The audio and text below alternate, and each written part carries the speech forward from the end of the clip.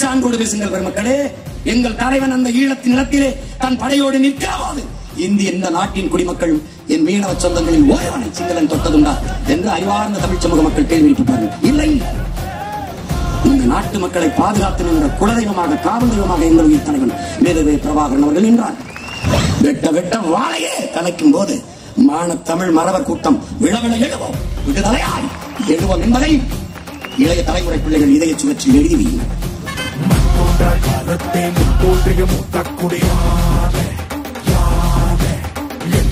காலத்தை எண்ணிக்கை பார்க்கக்கூடியாதே சுடர் வெள்ளம் அணையாமல் காத்தல் குடி தீமென்று தீ தின்று தீ காடாய் வாழும் குடி.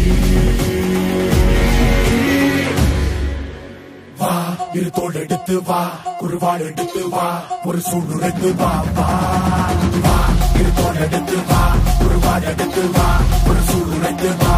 அவர்கள் செய்த உயிரீகம், அவர்கள் சிந்திய ரத்தம், அவர்கள் கொடுத்த விலை, நம் தாய் நிலத்தில் மக்கள் கண் சிந்திய கண்ணீர், கதறிய ஒப்பாரி ஓலம் எல்லாம் மறந்து கடந்து போவதென்றால் உனக்காக இறந்தவனை நீ மறந்து போனால் மானத்தமிழ் மகனா நீ இனமா நீ இறந்த பிணமா?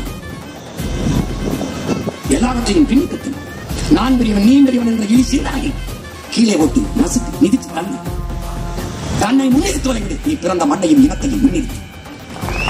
நானும் பெரிதல்ல நீயும் பெரிதல்ல, நாடும் இனமும் பெரிது என்று என்ன எழுந்து வா. ஒளிவடைத்த கண்ணினாய் வாய் வாய் என்கிறான் பெரும்பாவனர்.